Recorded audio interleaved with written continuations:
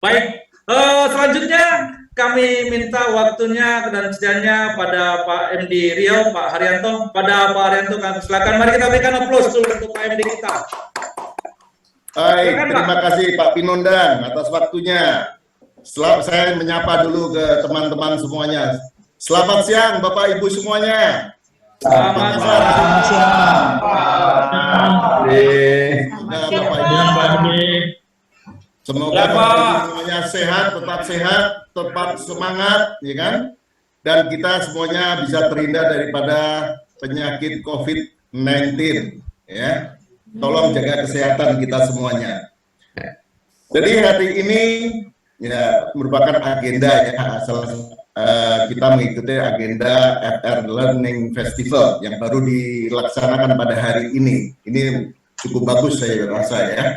Ini saya teringat ketika karena saya minta Pak Ben kemarin siapkan, saya disuruh menjadi pembicara di acara Mandiri Learning Festival, tiba-tiba muncul FR Learning Festival. Jadi ini cukup bagus. Memang di masa pandemi ini kita tidak bisa berkumpul, tetapi kita tetap harus belajar, ya, tetap harus belajar. Nah, mungkin hari ini adalah acaranya mengenai webinar nasional, ya, yang topiknya mengenai keuangan keluarga. Bagaimana kita mengelola keuangan dalam keluarga. Ini cukup bagus sekali, dan saya tadi pesertanya juga bukan cuma karyawan, tetapi juga suami atau istri daripada karyawan ikut bergabung di sini. Kenapa kok yang dipilih mengenai keuangan keluarga? Mungkin Bapak Ibu ada yang mau tahu, Pak, uang nggak segalanya Pak. Benar, ya. Uang memang bukan segalanya, tetapi segala-galanya saat ini kita butuh uang, gitu ya. Terus ada lagi yang mengatakan mungkin uang terus, uang nggak dibawa mati, katanya. Benar, uang tidak dibawa mati, tapi kita serasa mau mati kalau kita nggak punya uang, betul? Ya, benar ya. Jadi inilah yang harus kita perhatikan. Ada lagi yang nanti yang mengatakan rezeki suami atau rezeki suami saya kecil Pak, benar atau salah itu? Ya? Menurut saya salah. Rezeki itu tidak sama dengan gaji. Mungkin kalau gaji suami saya masih kecil, itu sangat relatif. Itu juga salah. Ya. Jadi rezeki itu bukan sama dengan gaji. Kalau gaji itu bentuknya adalah uang. Uang yang kita dapatkan dari gaji selama kita bekerja, bisa dari perusahaan, bisa dari perorangan, ya kan? Tapi kalau rezeki itu adalah apa itu ya? Tidak hanya uang, ya. Rezeki itu tidak hanya penghasilan yang bentuknya uang, tapi rezeki itu bisa salah satunya yang akan dibahas pada webinar yang kedua, kesehatan, ya. Kita diberikan kesehatan itu adalah rezeki yang luar biasa. Kemudian juga kebahagiaan, ya. Kita hidup bisa dengan suami, istri, anak, hidup berbahagia. Itu adalah rezeki yang paling luar biasa juga. Kemudian juga kalau ibu-ibu dapat suami yang bertanggung jawab, wah itu juga suatu kebahagiaan kan? Rezeki juga itu, ya. Atau kalau suami-suami dapat istri yang soleh, ya, yang soleha, gitu ya, itu juga rezeki. Kemudian juga anak-anak yang berbakti sama orang tua, itu juga rezeki. Dan segala macam banyak sekali rezeki yang kita dapatkan, dan itu sebenarnya kita dapatkan, ya, karena kepercayaan kita kepada Sang Pencipta, gitu ya. Ya. Jadi kalau kita berbicara mengenai uang atau gaji, ya, seringkali kita ini merasa selalu kurang, ya, kurang. Kenapa? Saya yakin itu, berapapun gaji yang Bapak atau Ibu dapatkan, itu tidak pernah cukup. Nah, kenapa ini terjadi? Karena yakinlah ya bahwa kalau kita bilang gaya hidup kita, ya, gaya hidup kita itu atau peningkatan gaya hidup kita itu nggak berbanding lurus dengan peningkatan penghasilan yang kita terima.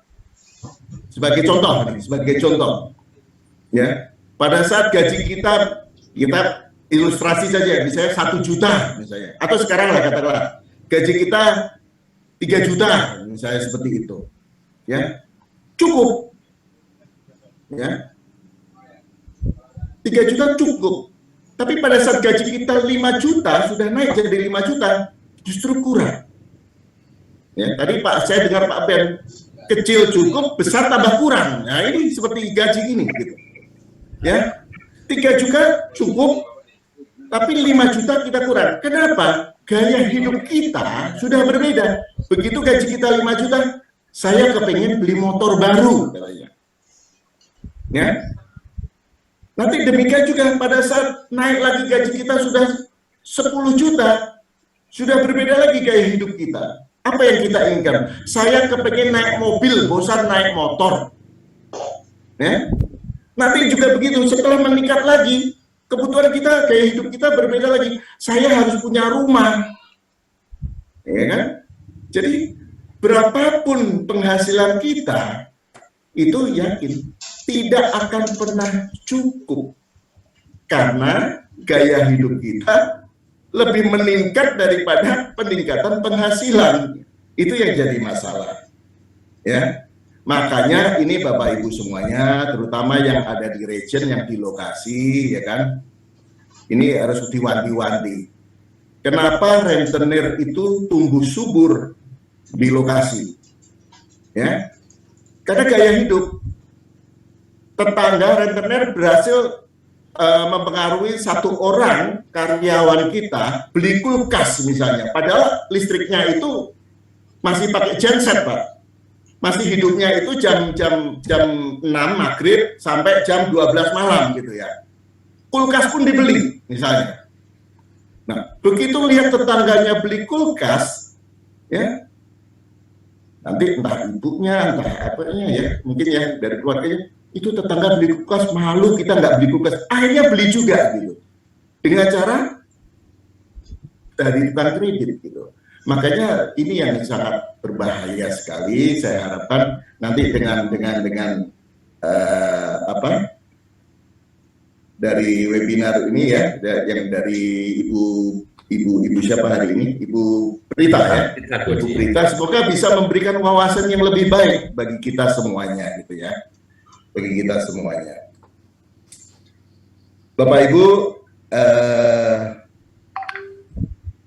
mungkin satu hal yang mungkin terakhir ingin saya sampaikan, karena waktunya juga sangat pendek ya, saya cuma dapat waktu 5 menit saja. Dalam keluarga ini memang sebaiknya suami atau istri itu harus bisa saling mengalah. Ya, ini harus bisa saling mengalah. Mengapa? Ya kan?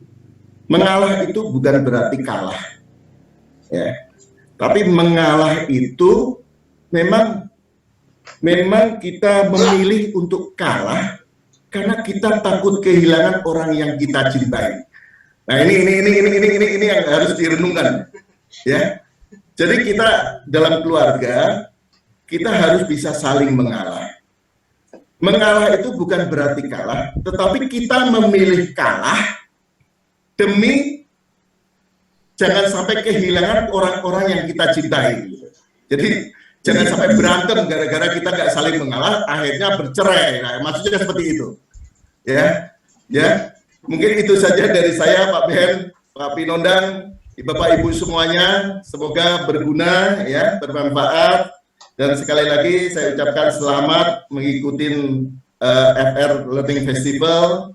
Semoga kita bisa mendapatkan inspirasi dan juga bisa menambah wawasan, ya, membawa wawasan bagi kita semuanya. Terima kasih, Pak. Selamat siang. Oke, mari kita beri sekali untuk Pak MD kita. Terima kasih Pak Har. Ya. sudah memberikan insight dan penekanan-penekanan bagi kita hari ini untuk memperkuat apa yang akan kita kejar lewat materi pada siang hari ini. Ya, baik,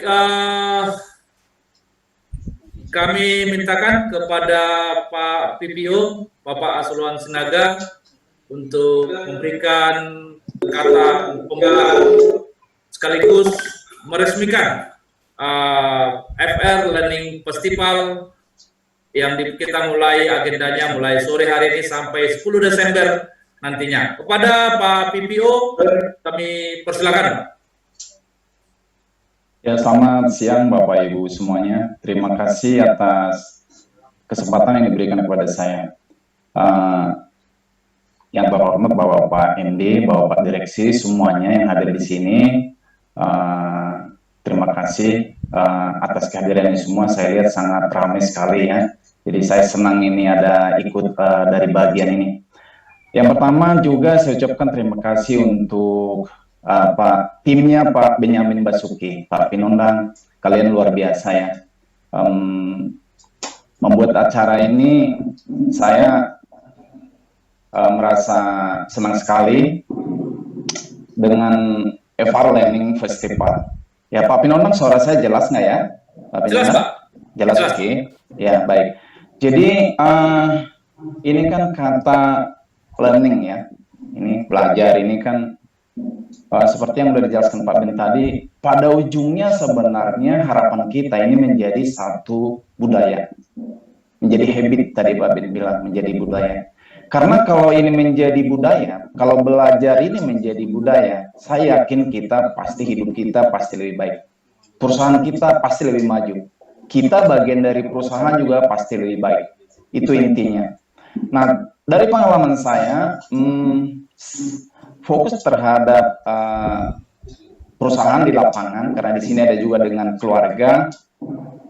Saya tidak melihat itu bahwa kita semua, terutama staf yang ada di perusahaan ini tidak mempunyai dia keinginan untuk belajar.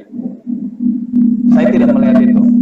Tapi saya belum begitu melihat kesuksesan itu, mungkin masih dalam berproses, bahwa kalau menurut saya, kesuksesan dari proses learning itu akan menunjukkan setelah menjadi habit itu menjadi suatu perbaikan terutama dari sisi attitude-nya, sikap.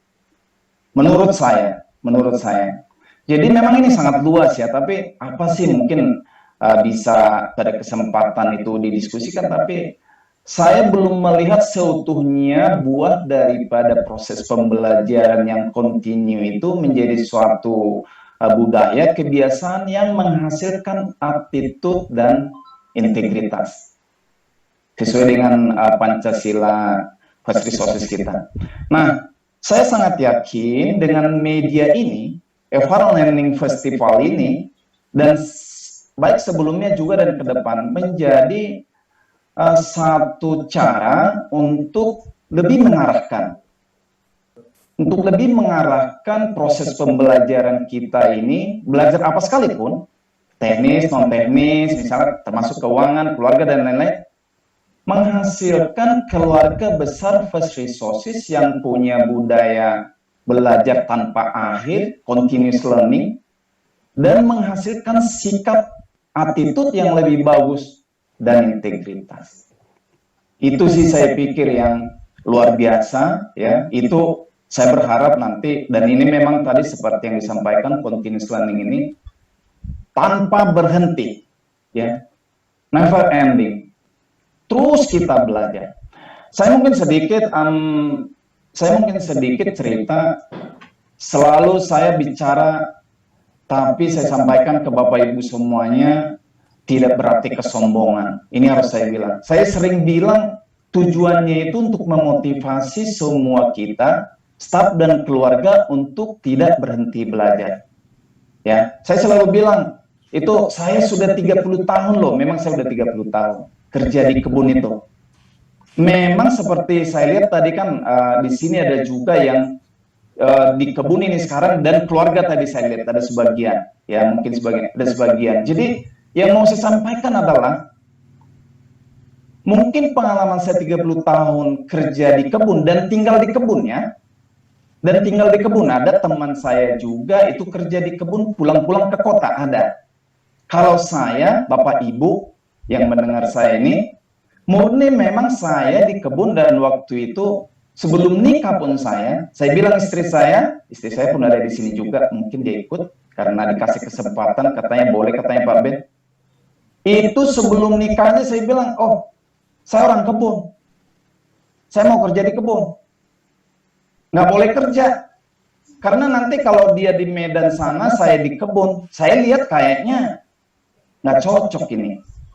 Saya belajar dari mana? Karena saya baru masuk di kebun. Saya hanya belajar sebentar, saya lihat kalau misalnya saya mau berkarya di kebun, oh ini nggak boleh nih, kayaknya ada rusaknya ini kalau misalnya tidak sama-sama di kebun, terganggu. Saya minta, udah kamu berhenti aja bekerja, kita sama-sama di kebun, saya ambil alih itu tanggung jawab untuk keluarga. Baik dari sisi misalnya mengelola gaji yang sedikit itu sehingga bisa cukup, seperti yang dijelaskan Pak MD Riau tadi itu, bagaimana biar cukup. Nah, yang mau saya sampaikan adalah banyak hal pembelajaran saya selama 30 tahun, teknis dan non-teknis, dan keluarga juga, yang kita bisa mencapai tujuan. Saya tidak bisa bilang itu tujuan semua itu misalnya staf kita itu biar jadi VPO, karena VPO mungkin cuma berapa orang lah begitu kan.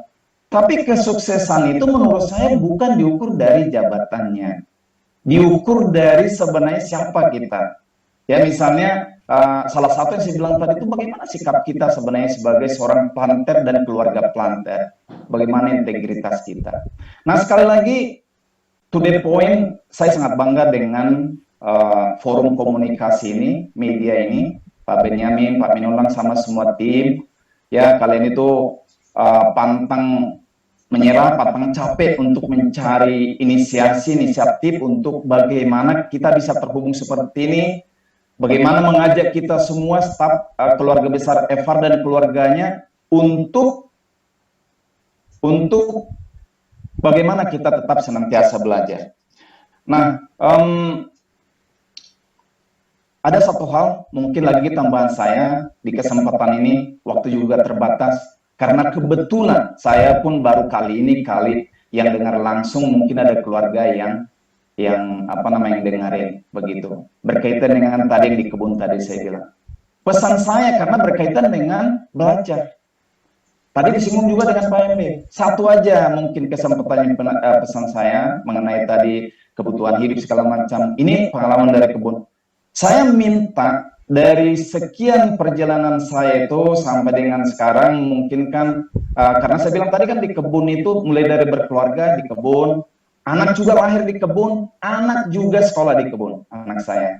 Ya jadi lahir di kebun, sekolah di kebun. Ini harus saya sampaikan.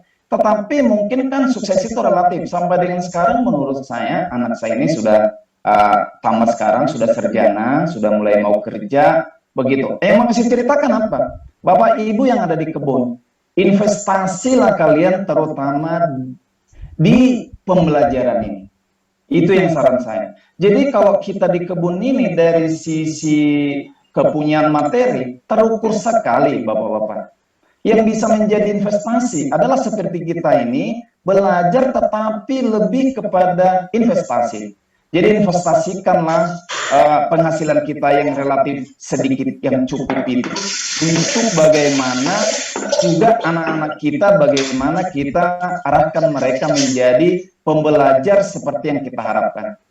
Itu terutama. Jadi investasi artinya misalnya kan ada juga seperti yang dibilang Pak MD tadi itu, oh beli motor, lama-lama beli mobil, beli rumah, begitu. Ini dulu pun pernah saya ceritakan. Padahal ternyata itu menurut saya bagi orang kebun itu sedikit kurang cocok menurut saya. Jadi investasi di kita yang lebih cocok kita apa sebenarnya? Pengetahuan.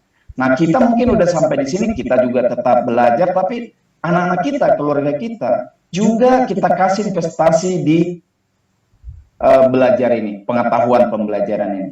Ini saran saya. Nah, mungkin itu aja. Sekali lagi, sekali lagi saya sangat bangga dengan kehadiran yang sangat banyak ini, luar biasa begitu ya. Saya yakin dan percaya kita semua ini akan menjadi lebih maju dengan adanya forum ya Learning Festival ini.